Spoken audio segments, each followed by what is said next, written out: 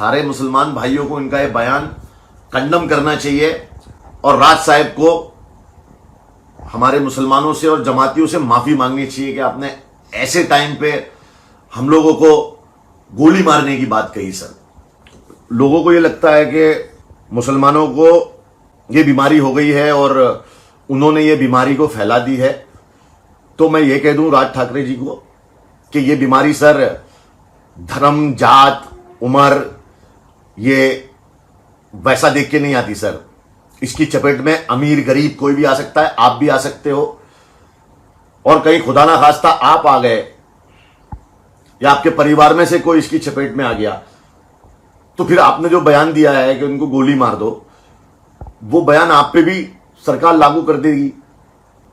अभी तबलीगी जमात के खिलाफ मीडिया और कई लोग कई टाइम से जो षड्यंत्र कर रहे थे और जो उनका ट्रायल हो रहा था, वो होने की वजह से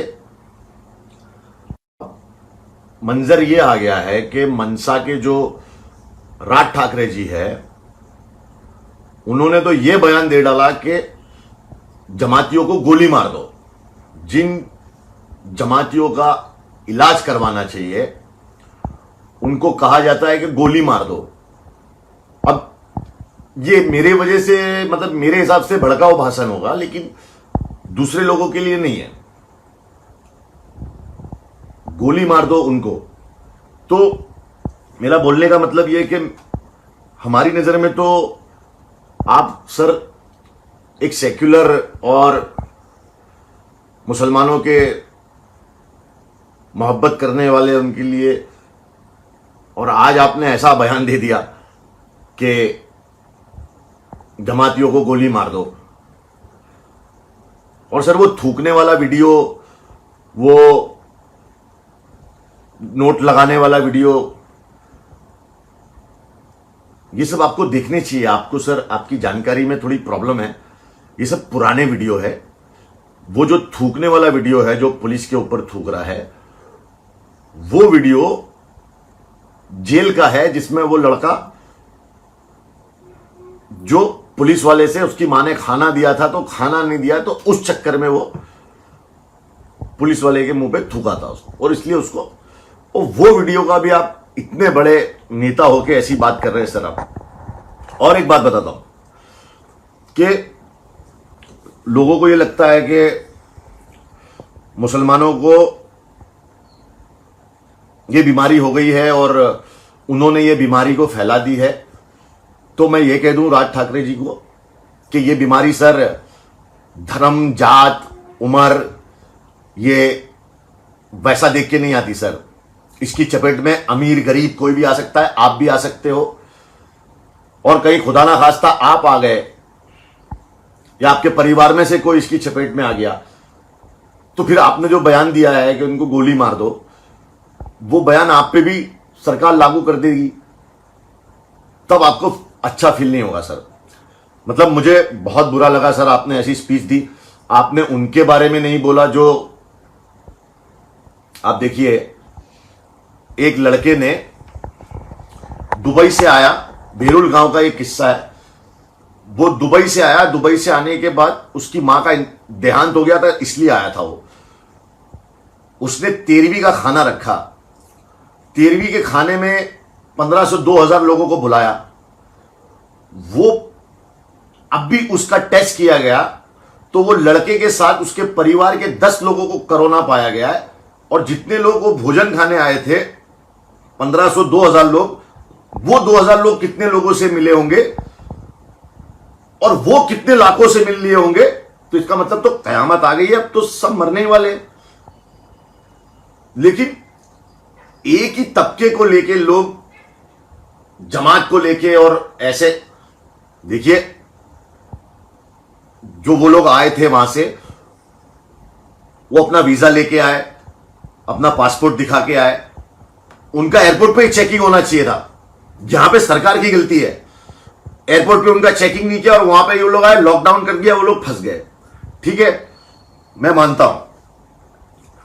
और आपका उसके बारे में क्या ख्याल है कि मोटा भाई के जो सारे रिश्तेदार थे, मरकज में रहने वाले छुपे हुए लोग और वहां पे फंसे हुए श्रद्धालु मोटा भाई के लिए प्रार्थना करने गए थे, वो कम से कम 1800-2000 लोगों के लिए प्राइवेट बस मोटा भाई ने की और वो बस गुजरात उनके घर घर पहुंच गई बिना चेकिंग के।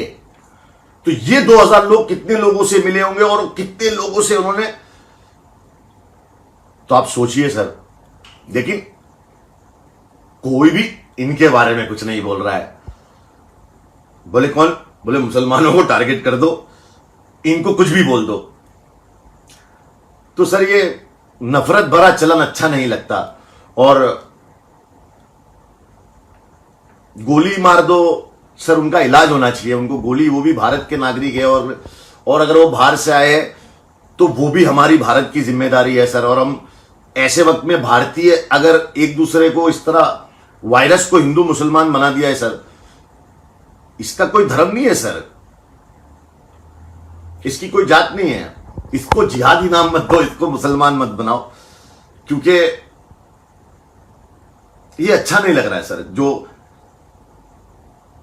कितने बड़े बड़े मुसलमान, कितने, I know lot of Muslim brothers and lot of sisters, they are doing lot of good works for humanity right now. अपनी जान को खतरे में डाल के बाहर लोगों के लिए वो कर रहे हैं।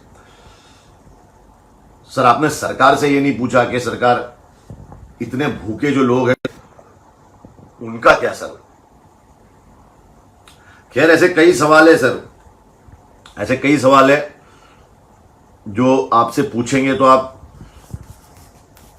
नहीं जवाब दे पाओगे। और आप में इतनी हिम्मत नहीं है कि आप उनसे पूछ लो जिनसे एक्चुअली ये सवाल पूछने चाहिए।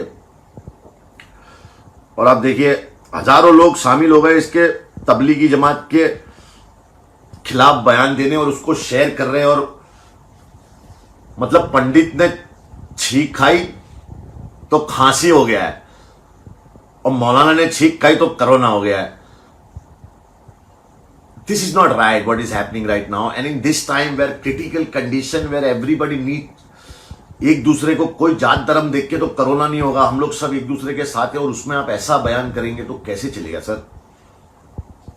सारे मुसलमान भाइयों को इनका ये बयान कंडम करना चाहिए और राज साहब को हमारे मुसलमानों से और जमातियों से माफी मांगनी चाहिए कि आपने ऐसे टाइम पे हम लोगों को गोली मारने की बात कही सर।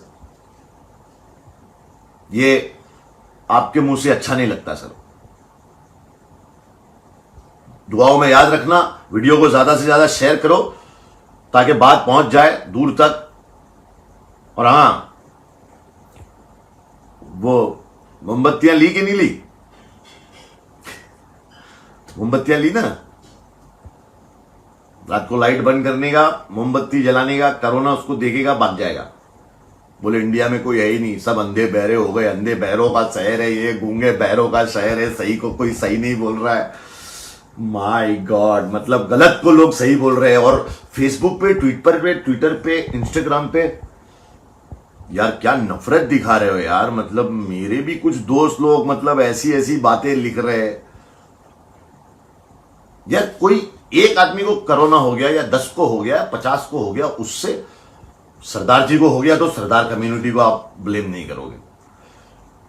केरला में लोगों को हो रहा है तो तमिलनाडु के उनको ब्लेम नहीं करोगे। यहां गुजरातियों को हो गया, उनको, मुसलमान को हो गया, अभी इनको ब्लेम दे दो कि ये पकड़े गए मरकज में, ये वो। मतलब दिस इज वेरी रॉन्ग। और ट्वीट भर गए इससे यार, ट्वीट पे ट्वीट। लोग, मेरे भी दोस्त लोग कई मतलब ट्वीट कर रहे हैं यार। मेरे को लगा कि वाह भाई वाह, अब मुझे पता चला कि तुम मुझसे कितनी मोहब्बत करते हो। क्या बात है। दुआओं में याद रखना और अल्लाह के जिक्र का जुबान पे स्वाद रखना और अपने आंख और कान खुले रखना।